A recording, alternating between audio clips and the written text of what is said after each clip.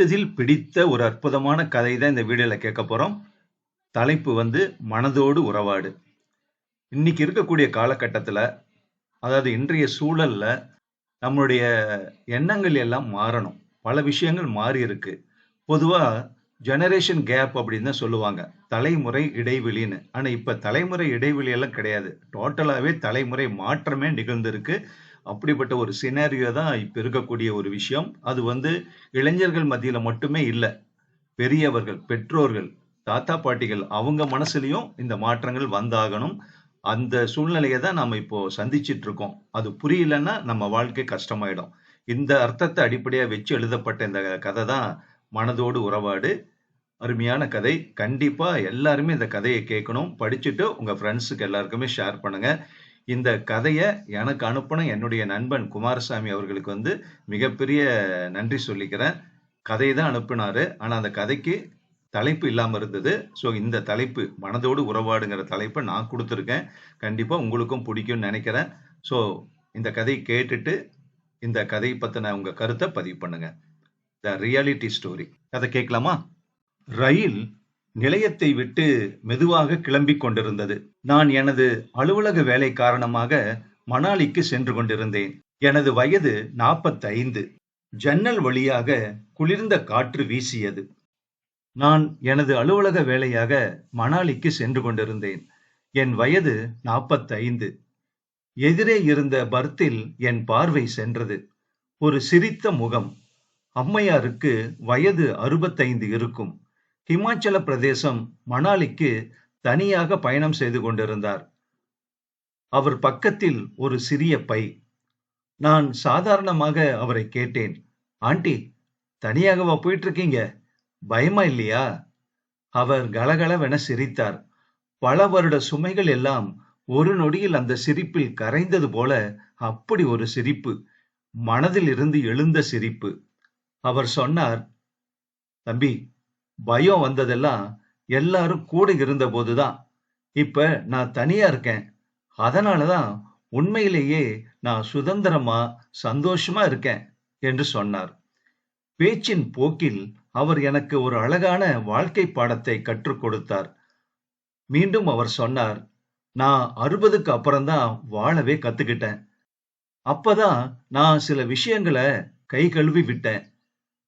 முன்னாடி கணவர், பிள்ளைகள், பணம் எல்லாத்தையும் என் கைக்குள்ள வச்சு கட்டுப்படுத்தி வச்சுக்கணும்னு முயற்சி பண்ணிக்கிட்டு இருந்தேன்.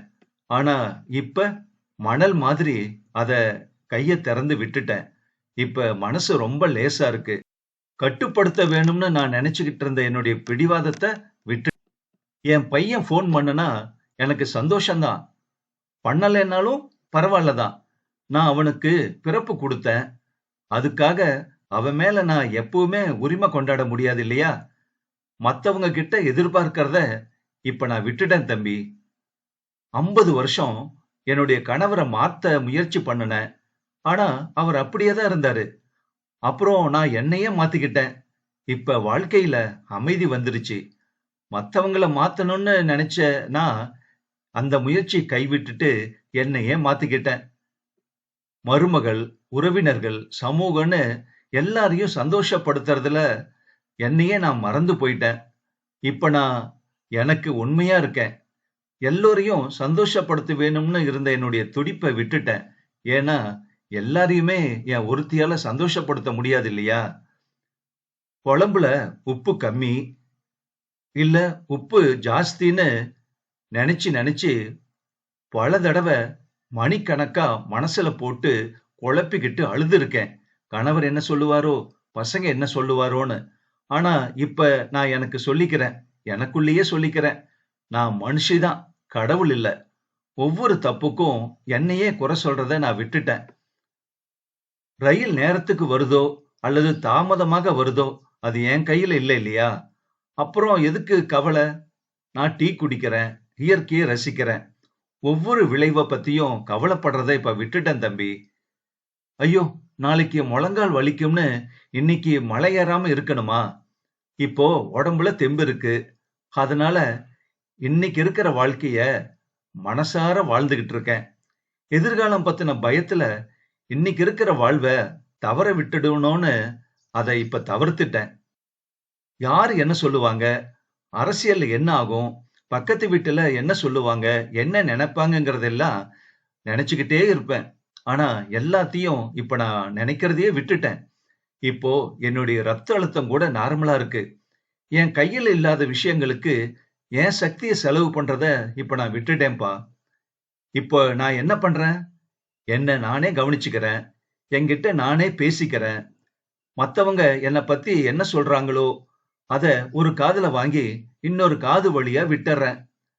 தண்ணி எந்த பக்கம் ஓடுங்கிறது தீர்மானிக்கிறது நம்ம கையில இல்ல இல்லையா? ஆனா புயல் அடிச்சாலும் என்னுடைய படகு ஆடாம இருக்க துடுப்பை எப்படி போடணுங்கிறது என் கையில தானே இருக்கு. சந்தோஷமும் திருப்தியும் கடைகள்ல கிடைக்காது. எந்த கவலையும் இல்லாம அமைதியா தூங்குகிற தலகாணியில தான் நிம்மதியும் திருப்தியும் இருக்கு. இப்ப எனக்கு ரொம்ப திருப்தியா இருக்கு. எந்தவித பயமும் இல்லாம தனியா நடக்க கத்துக்கிட்ட என் கால்கள்லயே. மணாலி ஸ்டேஷன் வந்து விட்டது. இறங்கும்போது அவர் சொன்னார், இளமையில நான் உலகத்தோட உறவ கூட்டிக்கிட்டே இருந்தேன்.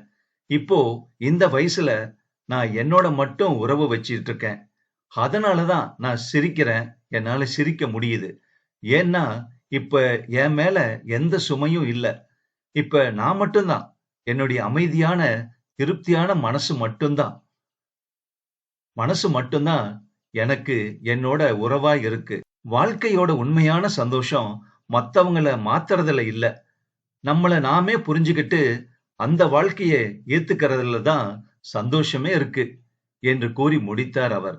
அதை கேட்டு இன்றைய நிஜ வாழ்க்கையின் யதார்த்தத்தை புரிந்து கொண்ட எனக்கு மனது மிக சந்தோஷமாக இருந்தது. நானும் மனதோடு உறவாட ஆரம்பித்தேன். மனதோடு உறவாடு சிறுகதை முற்றும். இந்த கதை சம்பந்தப்பட்ட உங்க கருத்தை பதிவு பண்றீங்களா?